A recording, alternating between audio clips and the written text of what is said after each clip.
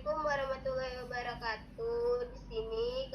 Di sini saya sebagai moderator dari kelompok 3. Di sini saya izin memperkenalkan kelompok saya terlebih dahulu.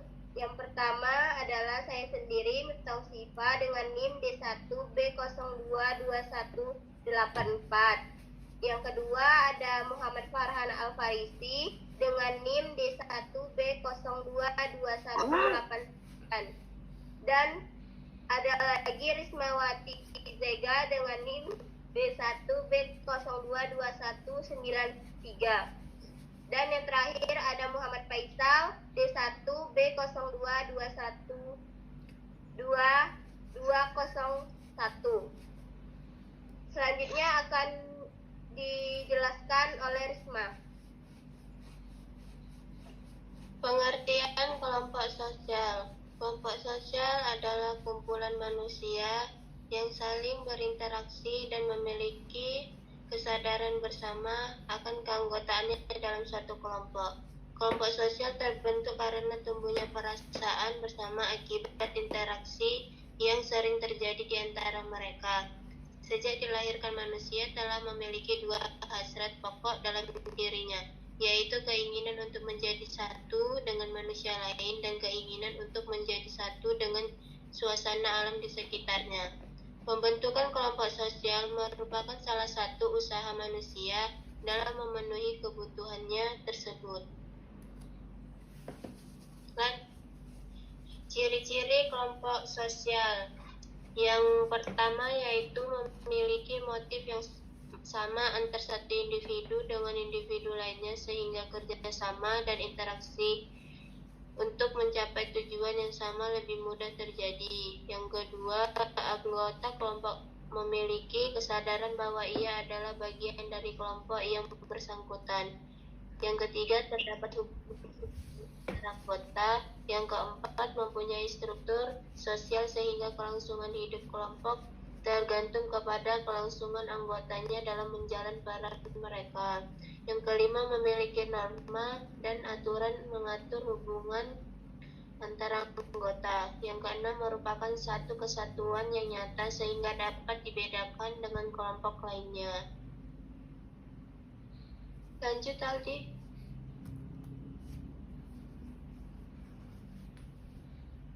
Nah, ini ada pembentukan kelompok sosial, yaitu ada 3. Yang pertama, terbentuknya suatu kelompok sosial dipicu oleh naluri manusia yang tidak bisa hidup bersama dan ingin menyatu dengan manusia lain di sekitarnya.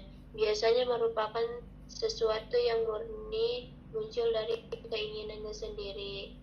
Selanjutnya, 2 faktor utama yang membuat seseorang bergabung dalam suatu kelompok adalah kedekatan dan kesamaan. Pembentukan suatu kelompok akan dilewati dengan adanya kontak sosial dan komunikasi sosial yang akan menghasilkan proses sosial dalam interaksi sosial. Kontak sosial dan komunikasi merupakan 2 hal yang mengawali terbentuknya sebuah kelompok sosial.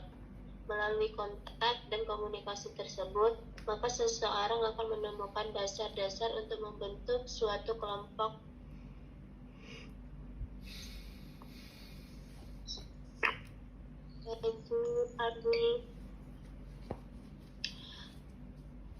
Ada kelompok semu atau tidak teratur. Kelompok semu merupakan kelompok yang terbentuk di tengah-tengah pergaulan manusia. Kelompok semu terbentuk secara sementara, tidak mempunyai kemungkinan untuk memiliki ikatan erat antara anggota. Kelompok semu biasanya disebut dengan khalayak umum atau keramaian. Kelompok semu tidak mempunyai aturan yang bersifat mengekang. Ciri dari kelompok semu yaitu pertama, terbentuk secara tidak sengaja tanpa perencanaan sebelumnya. Yang kedua, tidak terorganisir. Dan ketiga, interaksi antara anggota tidak berlangsung secara terus-menerus karena sifat kelompok ini hanya sementara. Yang keempat, tidak ada kesadaran berkelompok. Dan yang terakhir, hadirannya tidak konstan.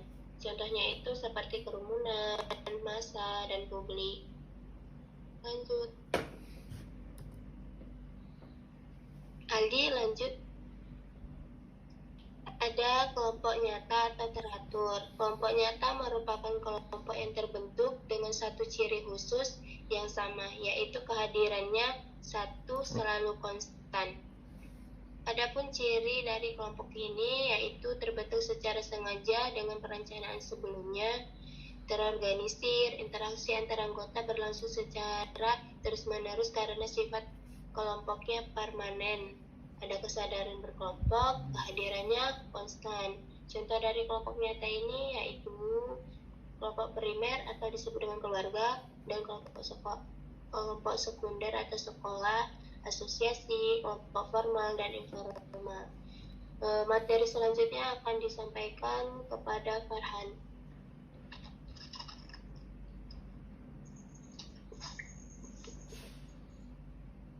Baik, selanjutnya kelompok sosial primer. Kelompok sosial primer, primary group, adalah suatu kelompok yang jumlah anggotanya hanya sedikit, mempunyai hubungan dekat dan langgeng. Akan tetapi perlu dicatat bahwa tidak semua anggota yang jumlahnya sedikit bisa disebut dengan kelompok primer. George Homans. Kelompok primer yaitu sejumlah orang yang terdiri dari beberapa orang yang mereka saling berinteraksi sehingga setiap orang akan mampu berkomunikasi secara langsung alias bertatap muka. Charles Horton Cooley.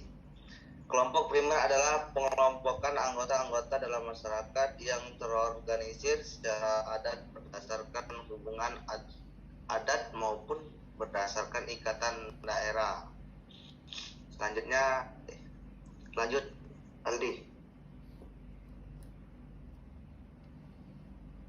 Aldi. Fungsi dan ciri-ciri.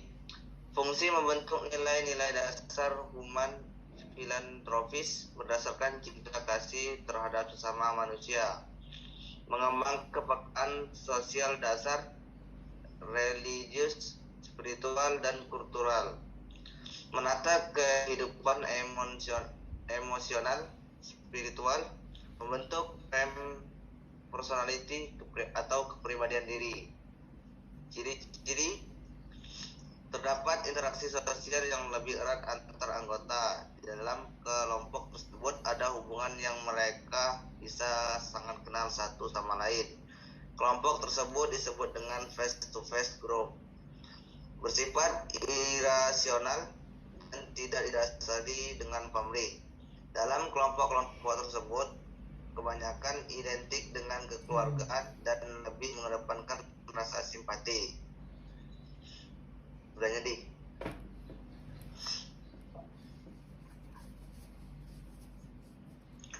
Hubungan sosial antar anggota kelompok primer lebih intensif, hubungan yang erat dan bisa saling mengenal ke arah yang lebih dekat. Hal itu dikarenakan sering terjadinya interaksi face-to-face group. Kelompok primer itu memiliki peranan yang sangat besar dalam kehidupan masing-masing individu. Karena di kelompok primer, setiap individu melakukan tahap belajar mengembangkan sifat-sifat sosial dan norma-norma dalam masyarakat. Kelompok ini termasuk ke dalam kelompok informal. Ruang lingkup kelompok primer adalah keluarga, tetangga, teman sebaya, peer group. Sebelahnya di.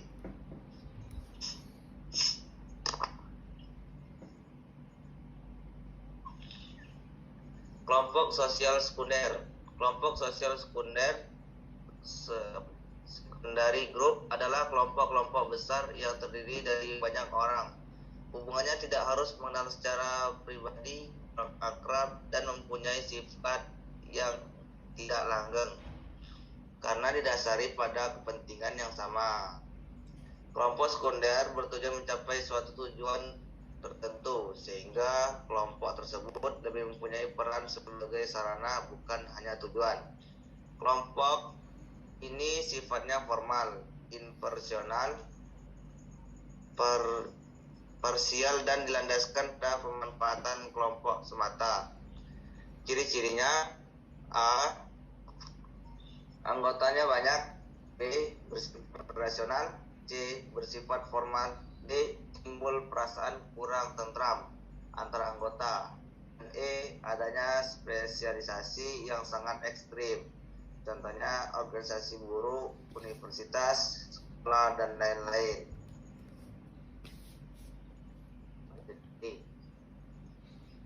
Tipe kelompok sosial. 1. Derajat interaksi, yaitu pembagian atas dasar kelompok-kelompok di mana anggota-anggota saling mengenal. Face-to-face group speakings. Contoh keluarga, RT, desa, kota, korporasi, dan negara. 2. Kesatuan wilayah, yaitu suatu komite masyarakat setempat yang merupakan kelompok-kelompok atau kesatuan atas dasar wilayah yang tidak mempunyai kepentingan yang khusus tertentu. Asosiasi sebagai suatu perbandingan justru dibentuk memenuhi kepentingan tertentu walaupun tidak dijabarkan secara khusus. Contoh kampung, desa, kota. 3. Kepentingan tanpa organisasi tetap, yaitu kelompok-kelompok yang hampir tak terorganisasi. Contoh kerumunan, kelompok etnis, kelompok ras, kasta, bangsawan, dan rakyat. 4. Kepentingan dengan organisasi tetap, yaitu yang terorganisasi dengan baik. Contoh negara, keluarga, dan perkumpulan. Selanjutnya akan dibacakan oleh Faisal.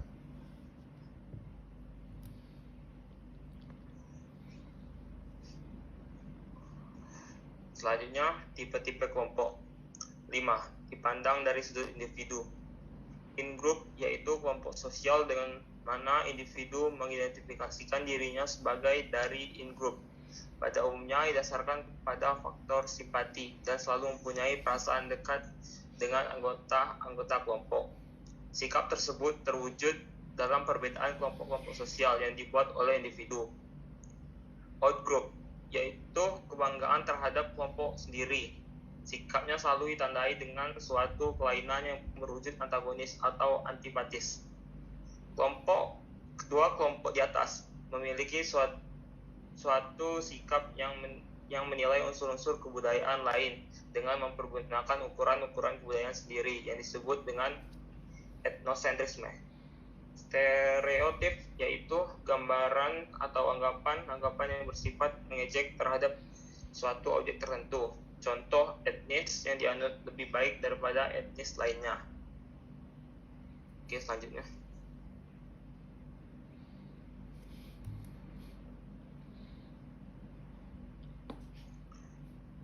6. Paguyuban atau Gemeinschaft dan Pertabayan Gesellschaft menurut Ferdinand Tönnies. Paguyuban yaitu bentuk kehidupan bersama di mana anggotanya diikat oleh hubungan personal atau batin dan bersifat alamiah serta langgeng. Dasar hubungannya antara rasa cinta dan rasa kesatuan yang memang telah dipotretkan atau Wissenschaft. Ciri utama Gemeinschaft yaitu A. Intim, yaitu hubungan menyeluruh dan mesra. B. Pribadi, yaitu hubungan berdasarkan pada ikatan batin. C.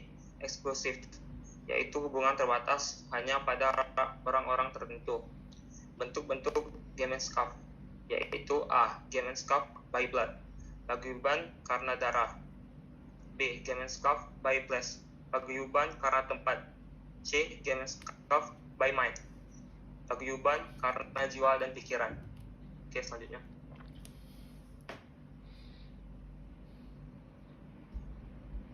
Patembayan atau Gesellschaft yaitu bentuk kehidupan bersama di mana anggotanya diikat oleh hubungan asas, guna, dan sementara, serta sifatnya hanya ada dalam pikiran atau imaginary. Dasar hubungannya pada tujuan-tujuan tertentu tergantung asas guna, di mana tujuan-tujuan tersebut berfungsi segala sebagai alat belaka. Bentuk-bentuk Gesellschaft yaitu terdapat dalam hubungan perjanjian yang didasarkan ikatan timbal balik, misalnya ikatan antara pedagang dan lain-lain.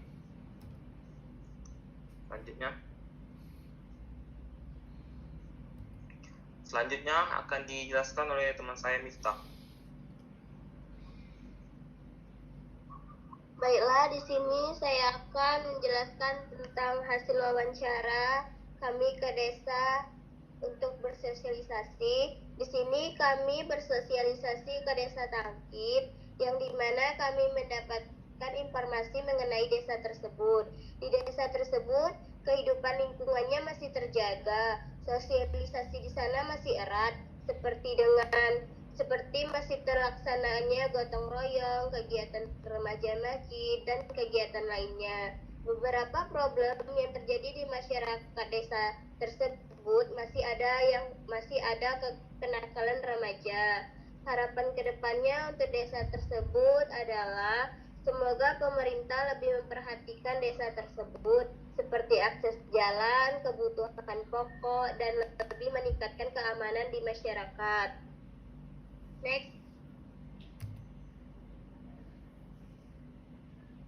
Nah, di sini kami hasil wawancara yang kedua, yaitu di dalam kehidupan lingkungan desa tersebut, mayoritas pendapatan di sana lebih ke bidang pertanian yang lebih identik dengan petani nanas, yang dimana setiap pendapatannya tidak menentu. Sosialisasi antar petani di desa tersebut saling membantu, bekerja sama, dan jika ingin menjual hasil pertanian tersebut, mereka bersama-sama dan tidak ada yang membeda-bedakan.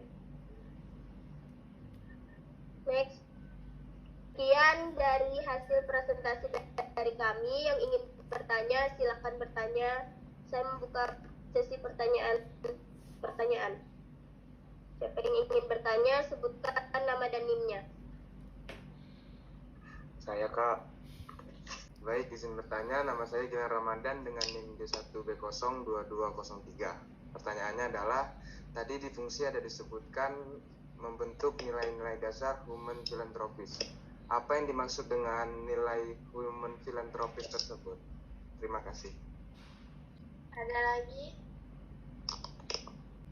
Kami akan bertanya kepada kelompok 3, yaitu perkenalkan, nama saya Ahmad Al-Arsi dengan NIM D1B022205.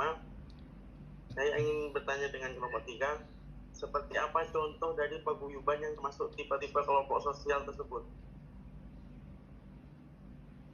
Bisa dimengerti? Bisa. Oke, terima kasih. Baiklah, di sini saya akan menjawab pertanyaan dari Iqbal, yang dimana